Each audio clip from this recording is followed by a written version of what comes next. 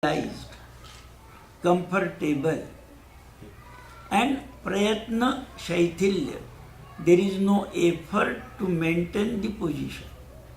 These are the three important criteria to know whether you are in an asana. The medical translation posture, or you are in a pose, or you are in a position. So there are these three words starting from P: posture, pose, position. But the subtle messages from these three words are different. And for we medical people, asana is understood as posture, not a pose nor a position. We will not go into these details because I think you have already learnt it. Just repeat the three criteria. Posture, pose, position. No, but you said three criteria. If you hold, both Patanjali said the three. Patanjali says Sthira Sukham Asanam. Sthira, which is stabilized, steady. Sukha, comfortable. And Prayatna Shaithilya, without any effort or with a let go feeling. And then he gives you the fourth criteria, Ananta Samapatti, that is, you are able to transcend the body and go to some infinity. If you cannot go away from the body, then it is cannot become asana.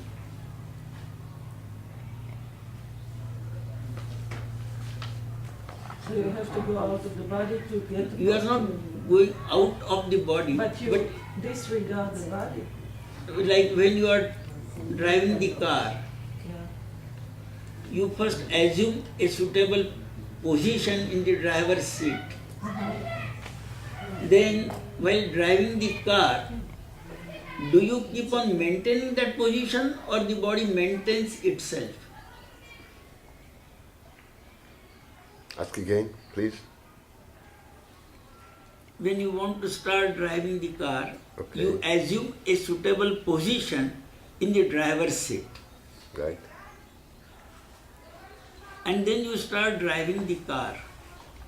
Now, while you are continuing to drive the car, are you making effort to maintain that position or the body maintains itself? Sometimes you lean to one Sometimes side. this, sometimes that. It,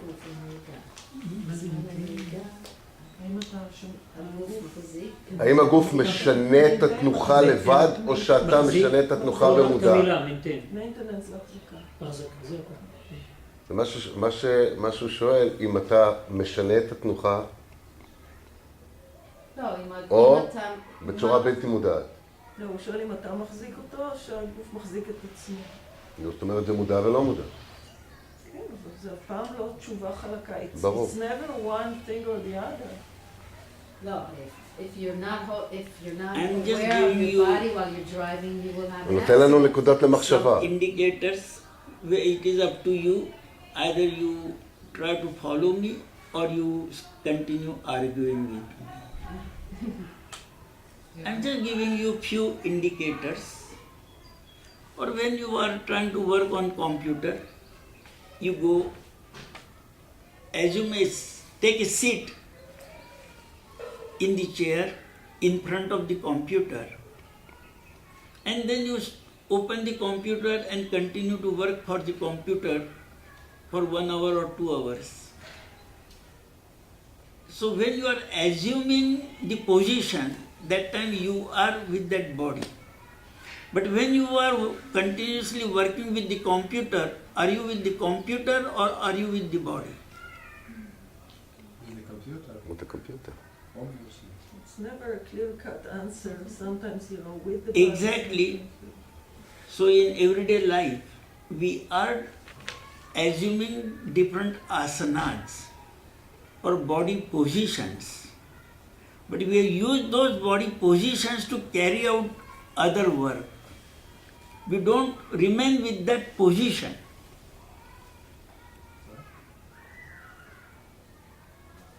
This is our usual lifestyle. Either we use that position to continue to drive the car, to continue working with the computer, or go on talking on the mobile phone, or go on cooking food in the kitchen. We call it material yoga. Professional life, business life. But when we come in a yoga class, and where we are also expected to assume different body positions, asanas, are you using that body position for some other work? Are you carrying out some other work? And if you are carrying out some other work, what is the nature of that work? When in the Yoga Sutra of Patanjali, it said yoga is making the mind silent. Yeah, but do you mean this? When we put ourselves in yoga posture and we get the mind quiet, this is something that you meant when you ask if we put. So this is what I just want you to just bear with me, even though you may become irritated on me. But this is what I have understood while studying yoga as a medical person, that even in yoga we are assuming different body positions. It is not just body position, it is a psychophysical state. But we are using that psychophysical state to carry out some other work. In daily life, we carry out such work which is more involving our arms and legs, like driving the car, working with the computer, talking on the phones, cooking in the kitchen.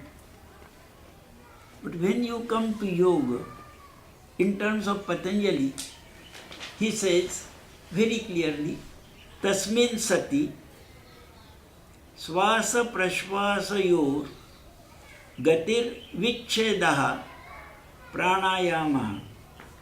That is, after assuming an asana of your choice, in that asana, you start working with the speed with which your breath is moving, swasa prashvasa gatir, and try to find out where this breath is coming to a standstill, halt, natural halt, vichcheda, and which becomes pranayama.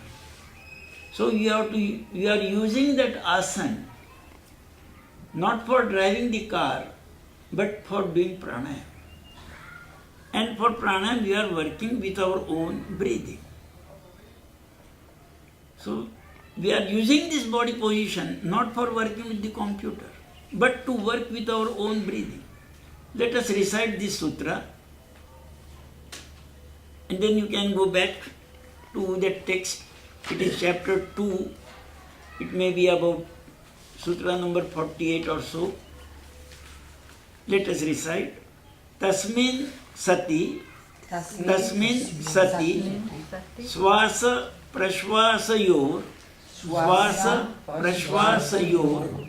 gatir vichchedaha pranayamaha. Tasmin sati means in that asana. That asana could be sukhasana, that asana could be paschimottanasana, that asana could be virabhadrasana, immaterial, any asana of your choice. Swasa prashvasa gatir, that the speed with which the in-breath and out-breath is flowing. Excuse me?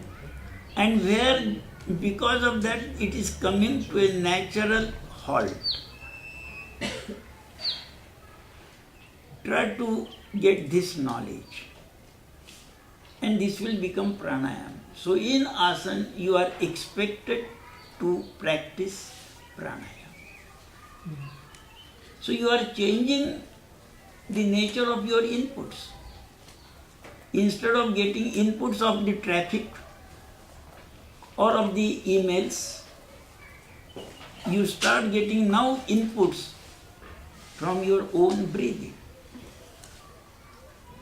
So you are slowly changing the nature of the inputs, ahara. It starts becoming pratyahara.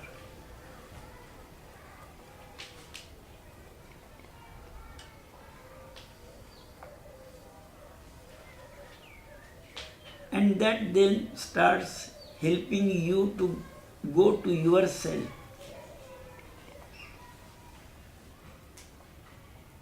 So we are just going to work with this, on this line. Once again assume any comfortable position of your choice, sitting or lying down. Put your mind on your upper lip, nasal openings and nasal passages. Continue with your very natural, spontaneous, involuntary breathing.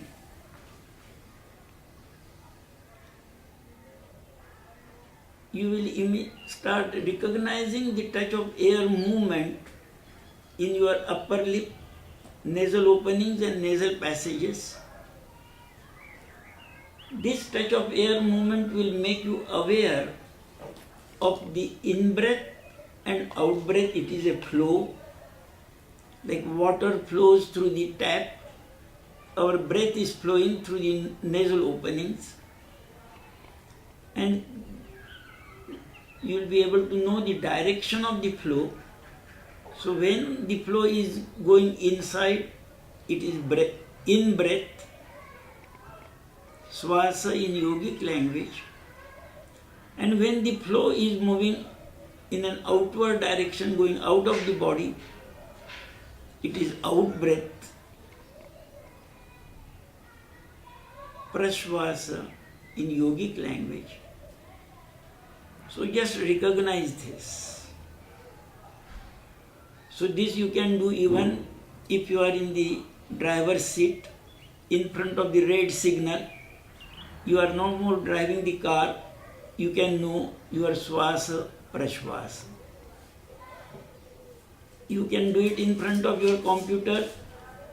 You are sending the mail, it is taking time. You get disconnected from the computer and you get reconnected, you get connected with your own movement of the breath.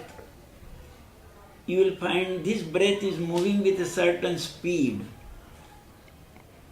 in and out of the body.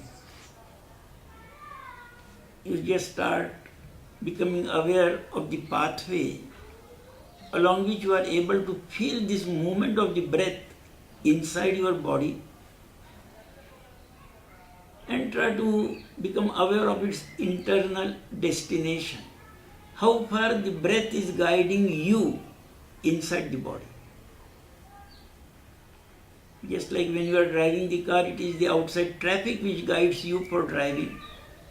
Here it is the movement of the breath which is guiding you inside your body up to some internal destination.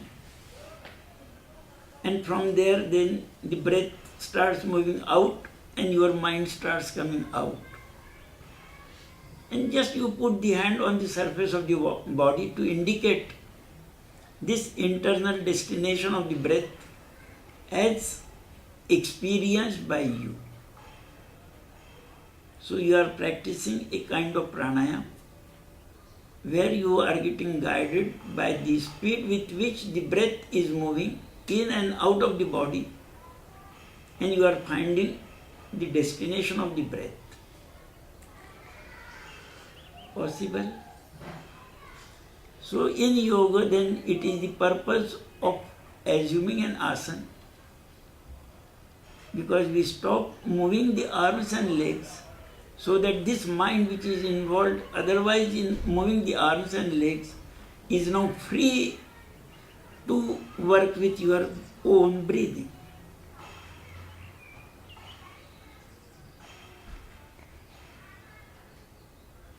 So we are allowing your brain to get stimulated by your own breath, in breath and out breath. So it starts becoming a kind of, we are starting to change the nature of the inputs going to the mind. Instead of knowing the non-self, we start knowing the self. Because if you ask that question, who is breathing, then you may start finding the answer. Someone is breathing. You can, in the same way, you can ask yourself a question, who is driving the car? Who is working with the computer? On the same lines, we ask the question, who is breathing?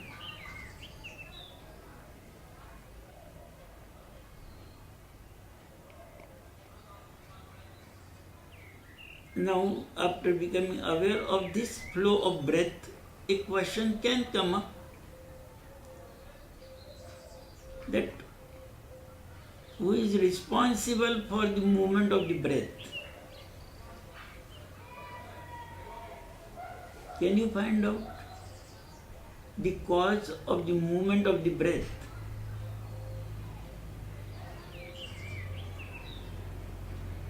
Because you are just the observer, you are witnessing the movement of the breath. But what is responsible? Just like you can ask that question, what is responsible for the movement of the car?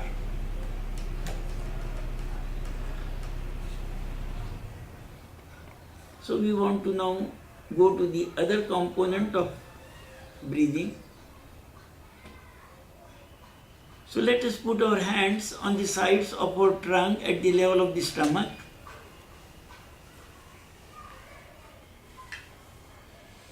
And continue with your breathing. But now we want to keep our mind or attention on the side of the trunk at the level of the stomach. The hands in physical contact from the outside and the mind in contact with the trunk from inside.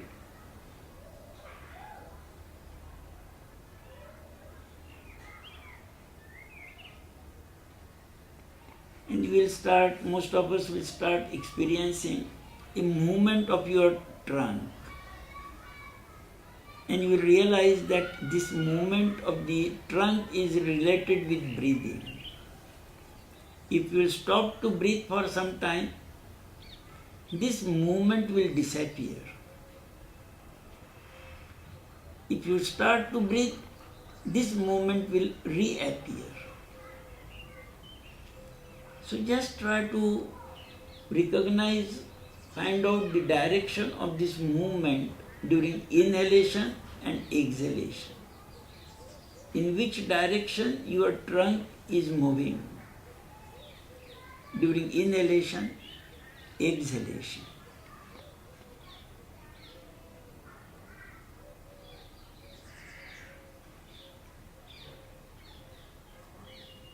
Again, you will find during inhalation, the trunk is moving outwards,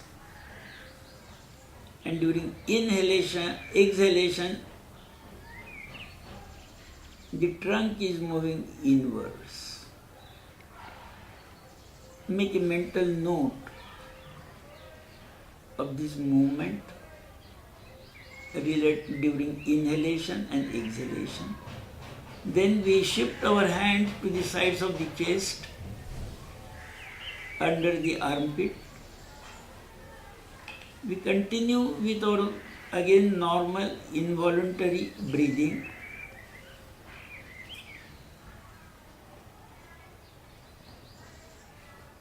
and we start getting this knowledge about the movement of the chest related with breathing. So in driving the car, we get knowledge from our vision, audition, our arms, leg, but here this is the knowledge from the trunk. So we are changing the ahar, the nature of the inputs going to the consciousness. Then we move our hands and keep them on our pelvic bones or the arch of the pelvic bones at the pelvic level. Again continue with the breathing. Some of us will realize that even the pelvic bones are exhibiting movements related with breathing. So we are continuously getting knowledge.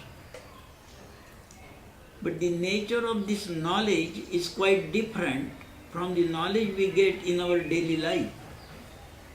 In daily life we are getting knowledge about the traffic, about the working of the moving of the car, about the computer, about the mails. We are slowly changing the nature of the ahar, the inputs. The consciousness is the same, but the knowledge now is different. So this getting different knowledge will constitute pratyahar in yogic language. Then we put one hand on the stomach area in the front side of the trunk, the back of the other hand on the same level on the back side of the trunk.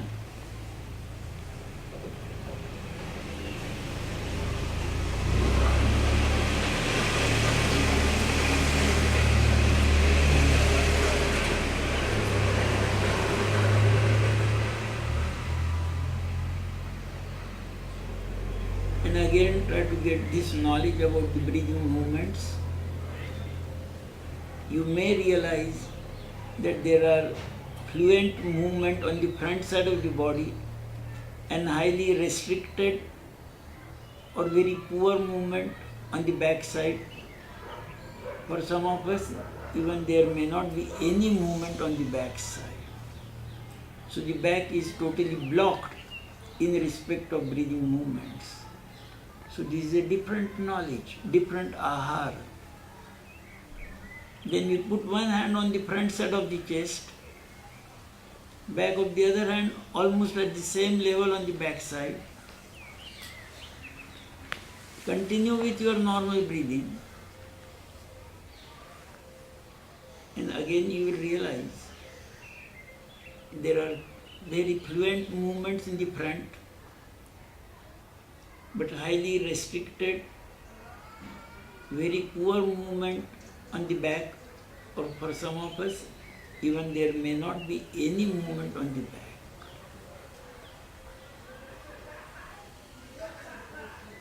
So just like when you drive on the highway, sometimes there are the boards, instruction, the traffic is very fluid, traffico fluido. Or there is accident and there is traffic jam or blocked traffic. So we also start experiencing blockages in the breathing movements exhibited by the body. And then we get another yoga practice which is called as Nadi Shuddhi Pranayam. We have to open up these channels where the breathing is blocked. So we are first trying to know where our breathing is blocked inside the body. So this is a different knowledge, different ahar. This is the ahar from our breathing, about our breathing. Then we put one hand in the pelvic area in the front, in the back of the other hand at the same level on the back side. continue with our involuntary breathing.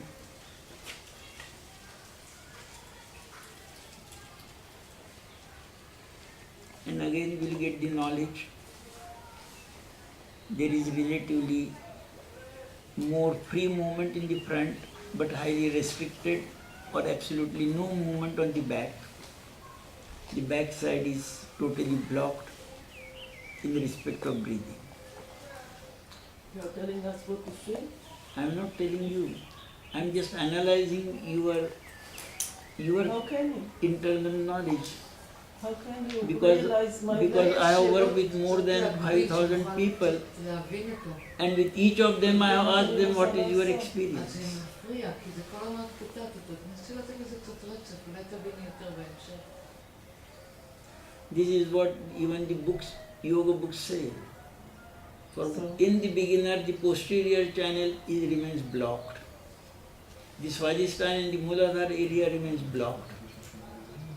I'm sorry, but you talked about experience before, and now we're talking about books, and I cannot understand. Yes, because the books are just the record of the human experiences. There was the human experience first. That was either communicated orally to others and then written down. Okay, so this is a Bible. I understand. Because I experienced totally different. and Yes, you what say your experience? What one should experience. Yes, You know, how can one tell other what to experience? I just said this may be your experience. I didn't say experience this.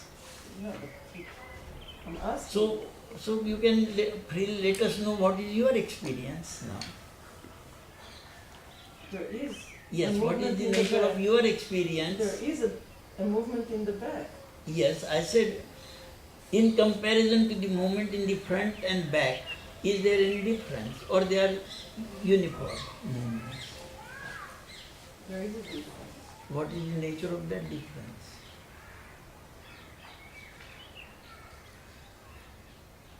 Where you would say the movement is more free and the movement is restricted.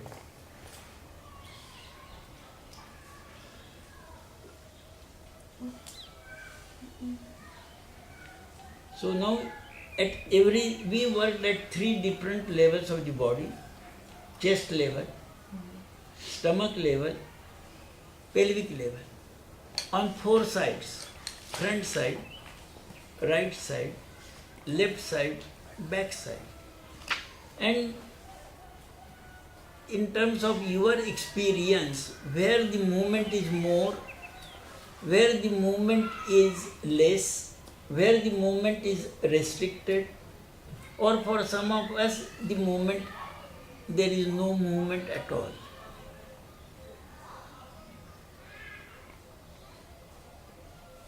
And I said we all are yoga teachers. We are practicing yoga for number of years.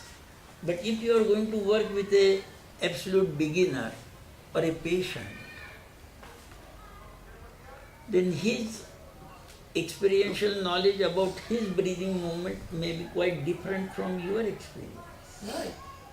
Exactly. So therefore I am just telling you different possibilities.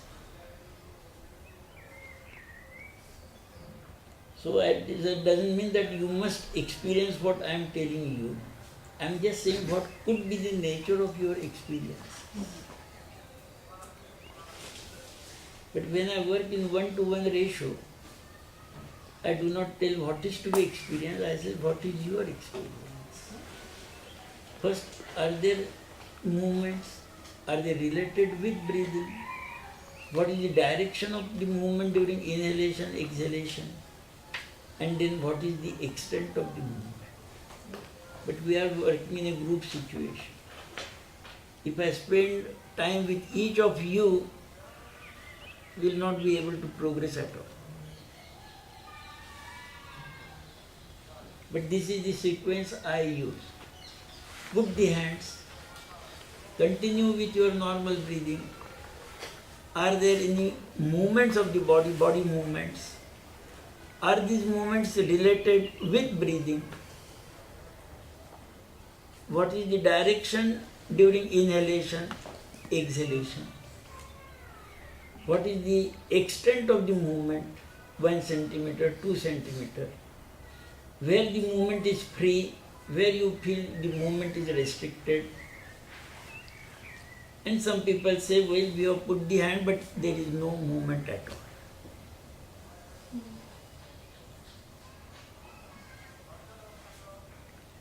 And this is where I said the yoga books also say that in a beginner, usually the posterior pranic channel remains blocked, and therefore we have to resort to different yoga practices to open up the posterior channel of pranic activity. You are already working with different yoga techniques, and in your case the posterior channel may be already open. Therefore, you are experiencing movements on the back side. Which school of yoga you are following? Hatha yoga, Hatha yoga. classical yoga. Classical yoga. So you practice a lot of Paschimottanasana, Bhujangasana, Shalvasana, Dhanurasana. So all these asanas, they are centered around your vertebral column. And so they work in the area of the vertebral column. But with this knowledge, if you will happen to work with the newcomer in your class and ask them to put the hands and get their feedback about the breathing movements. So their experience of the breathing movement will be quite different from your. And at that level we have to start working with them. So I just wanted to tell how this nature of ahara is changing. Your usual ahara is through what you are seeing, hearing. Here the ahara is now changed. It is through the body itself. And the knowledge the knowledge that you are getting the knowledge about your own breathing, not about the car or computer, not about the traffic, not about the weather. So the subject of getting knowledge starts changing. And when the subject of the knowledge changes from the non-self to the self, it becomes pratyahara. Chitta swarupa anukara iva indriyana. All the senses start giving you knowledge about yourself, about the chitta. And chitta starts remaining in its own form, swarupa. So when you start getting this type of knowledge, it starts becoming pratyahara. Can you please repeat the Sanskrit thing that we can repeat after you? Okay. The sutra is Swa Vishaya Asamprayoga. So every sense organ has its own object of perception. So it's the senses stop perceiving their own objects. Swa Vishaya Asamprayogi. Now the perceiver of the knowledge, Chitta Swarupa Anukara Iva. The perceiver of the knowledge starts remaining in its own form. And this gets related to Indriyas, different Indriyas, sensory Indriyas, motor Indriyas. It is pratyahara.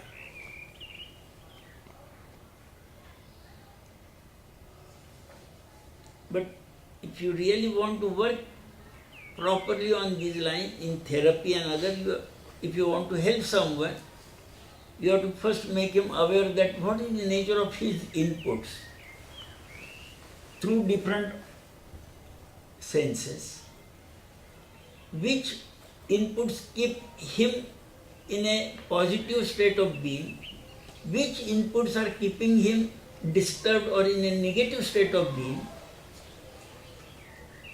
because he is trying to get something from his yoga practice. Exactly what he is looking for from his yoga practices. He wants somewhere to release his sufferings,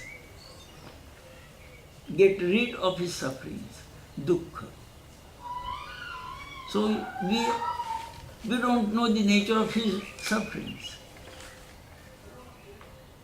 Even he may not be knowing the exact deep-seated nature of his sufferings. So we have to first help the person to know the root cause of his sufferings. The root causes, the source of your suffering, the origin of the suffering.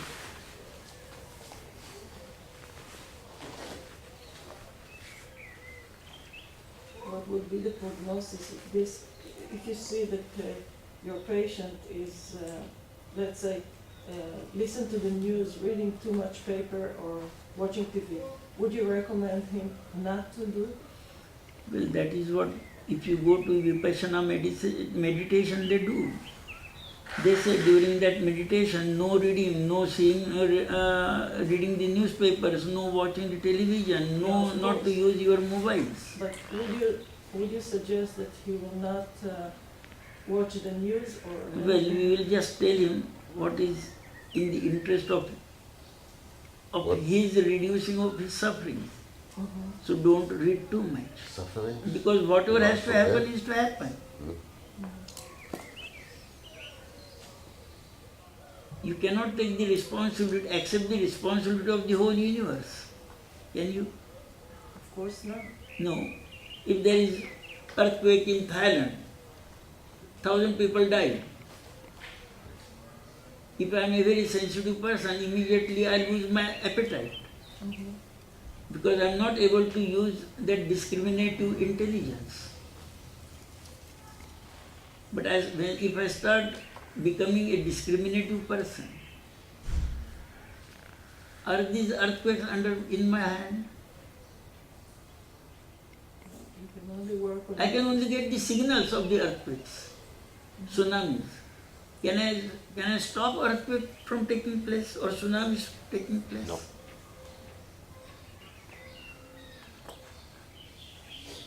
Only I can try to minimize the losses, the sufferings. But certain things are there which are not in your hand at all. Some of the genetic disorders. Even today the medical world is making all its best efforts to work. We are not yet able to get solutions. We are going right up to genetic engineering. But still we are not able to give ideal health to people.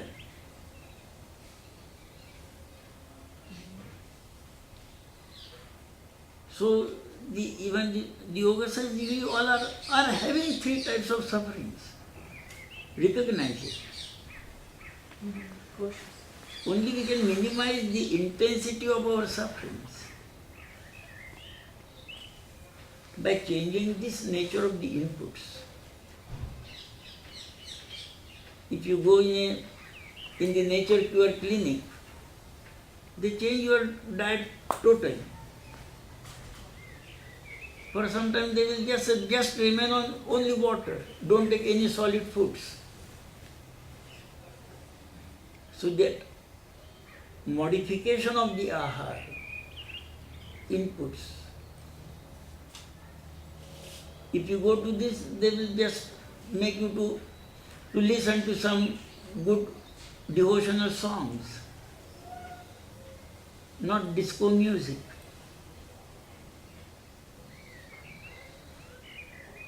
If you go to spiritual centers, they don't have disco music there. They have got devotional songs. So the voice is still the same source of input, audition, but they are changing the nature of the inputs. So this is pratyahara. That is pratyahara, where you try to help this consciousness which is otherwise remaining in a disturbed condition. So it's changing the input. This is pratyahara. By changing the inputs, you help that disturbed consciousness to come back to a balanced state, samadhi state. I have a question. Maybe it's not related, but when you started asking about Kapalabhati, when you know you're in the, does it have the same three criteria?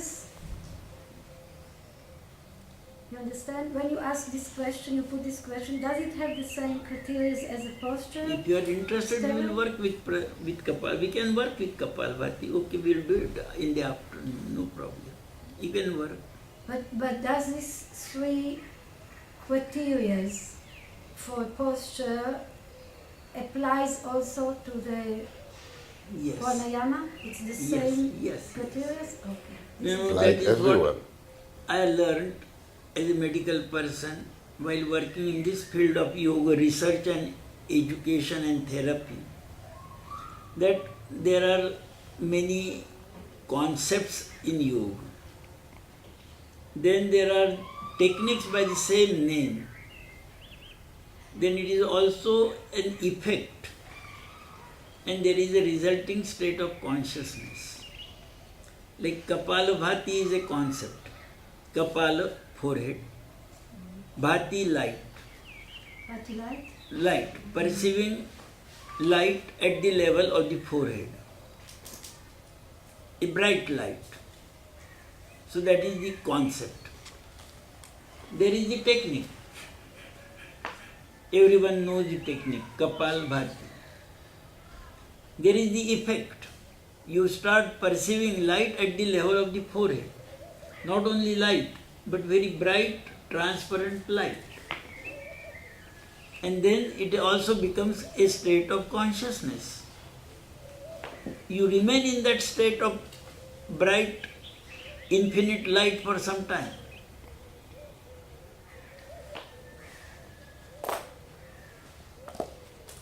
Same way, Uddiyan is a concept.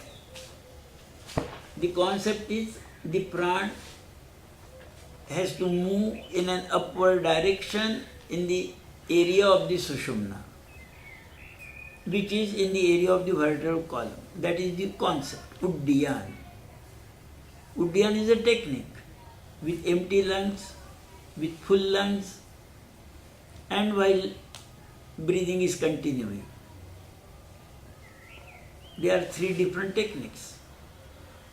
Then it is the effect. You first start experiencing that there is pran is getting accumulated, or the activity starts at the base of the spine. And then it starts rising along the spine. That is Uddiyana. And ultimately it is a resulting state where you feel that the whole thing is inside your head, and you remain there for some time.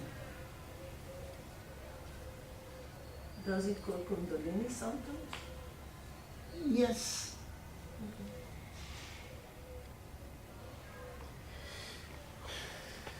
So these are different things. When you now comes with what are you trying to explain the concept to a student? Are you teaching the technique to the student? Are you seeing whether the technique is producing that effect, and whether the practitioner is entering into that state of consciousness, and how far he can remain in that state? Because sooner or later again you have to come out of that state.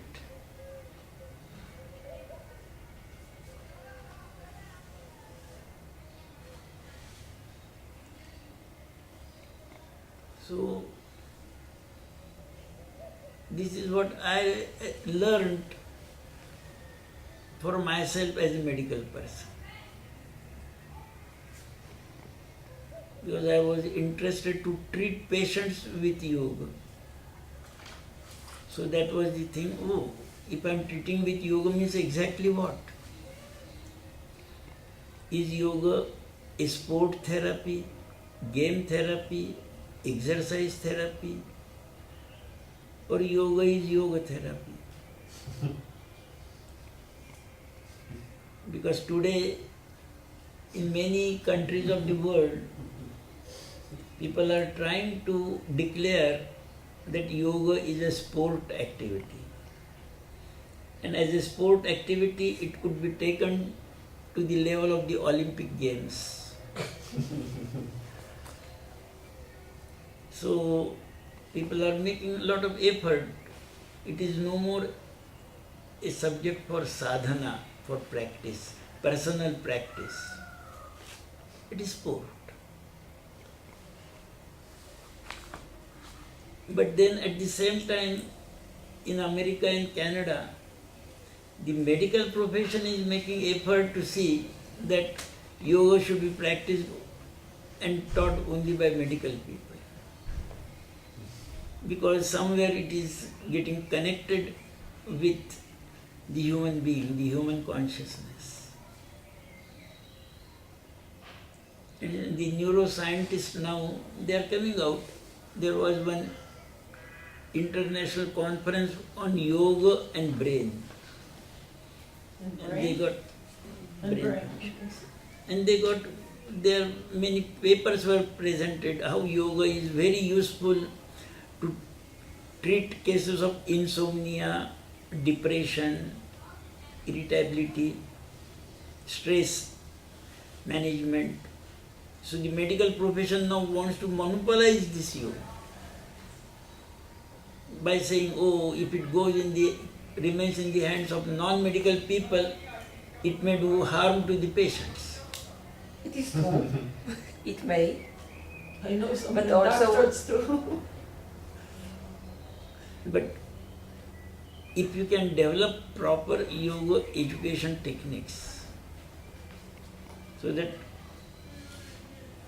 when we can call it yoga education, when we can call it yoga sport, and when we can call it yoga therapy. Because maybe all these concepts like pratyahar, dharana, dhyana could become the units of educating people, even children in schools, and also they could become units of treating patients. It will only depend on the interest of the yoga practitioners or yoga teachers, how they want to use yoga. Yoga will remain yoga. It has remained there for at least 5,000 years. The electronic yoga came and went, the drug yoga came and went, the LSD yoga came and went, the black box yoga came and went, but yoga is still there.